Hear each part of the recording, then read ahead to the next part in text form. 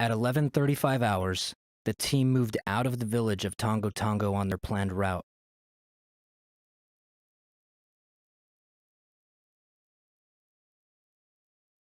Approximately 100 meters outside of the village, enemy forces attacked the team with small arms fire directed at the rear of the convoy. Enemy fire was initially light, then intensified as they advanced through the woods on the team's position. At this point, the convoy halted. The team reported enemy contact to the Advanced Operating Base.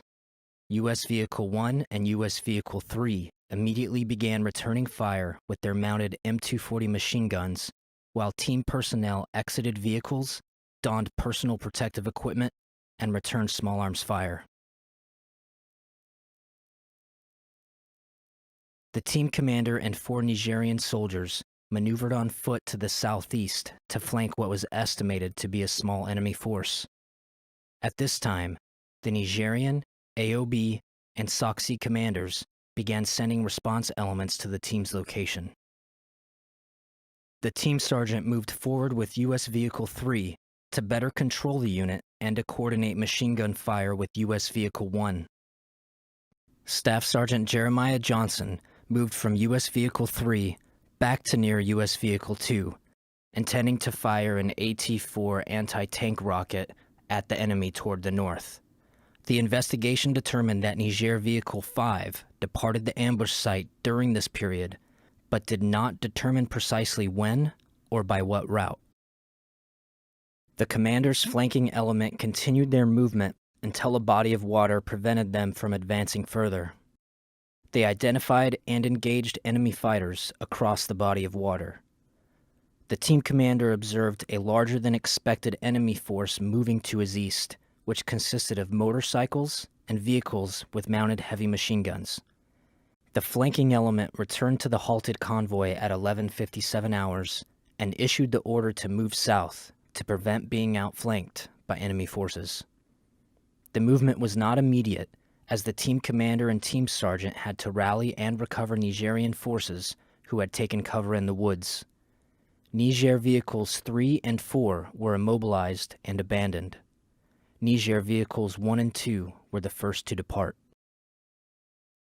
As the rest of the team loaded into their vehicles, they saw Staff Sergeants Brian Black, Jeremiah Johnson, and Dustin Wright in the vicinity of U.S. Vehicle 2. The team commander signaled to begin movement, and Staff Sergeant Jeremiah Johnson acknowledged the order with a thumbs up. A team member threw a smoke grenade to conceal the team's movement. Staff Sergeant Dustin Wright entered U.S. Vehicle 2 and began driving it slowly forward, while Staff Sergeants Brian Black and Jeremiah Johnson walked along the protected side of the vehicle. Staff Sergeant Brian Black moved slightly ahead of U.S. Vehicle 2 and was killed by enemy small arms fire. Staff Sergeant Dustin Wright stopped and exited the vehicle. Staff Sergeants Jeremiah Johnson and Dustin Wright remained with Staff Sergeant Brian Black until overwhelming enemy fire forced them to withdraw. 85 meters southwest of U.S. Vehicle 2, Staff Sergeant Jeremiah Johnson was shot and rendered immobile.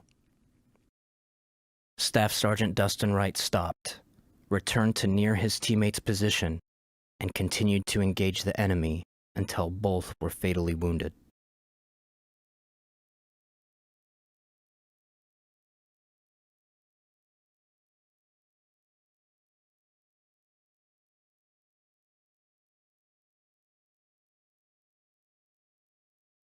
U.S. Vehicles 1 and 3 and 2 Nigerian vehicles drove approximately 700 meters south of the ambush site to form a defensive position referred to as Position 2.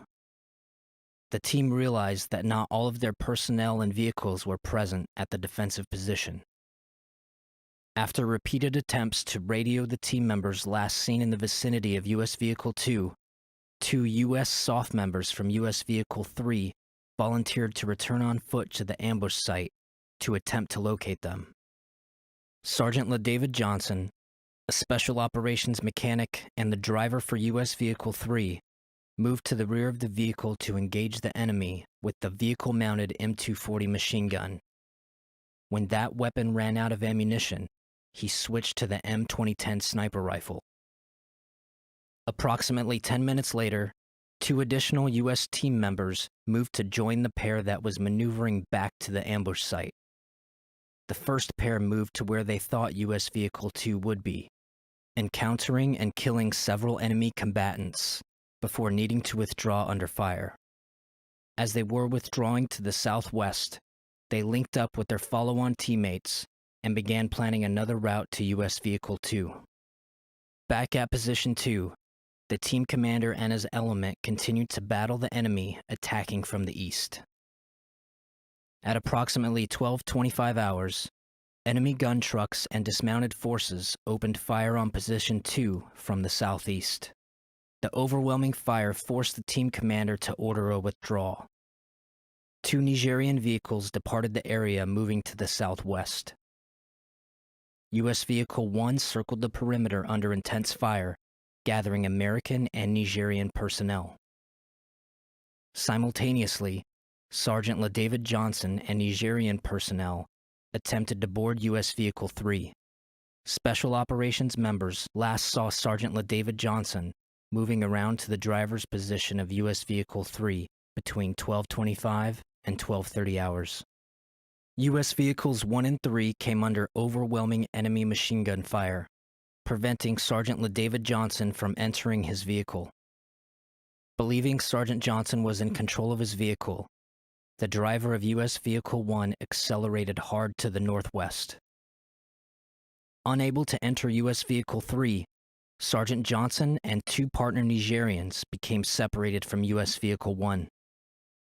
They escaped on foot, eventually running to the southwest with the enemy in pursuit.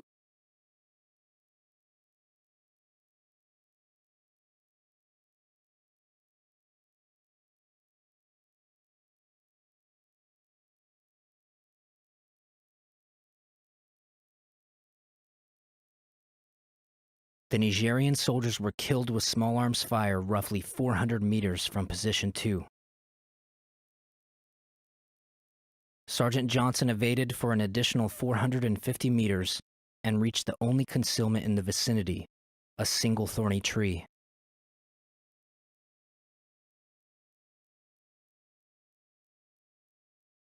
At this position, he continued to fight.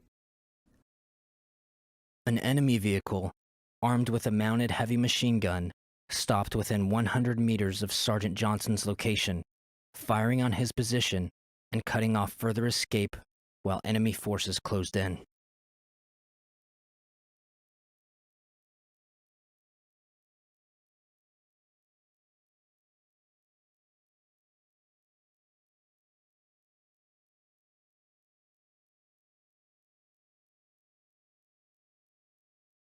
Leaving Position 2, U.S. Vehicle 1 moved northwest, pursued by enemy vehicles and under intense enemy fire.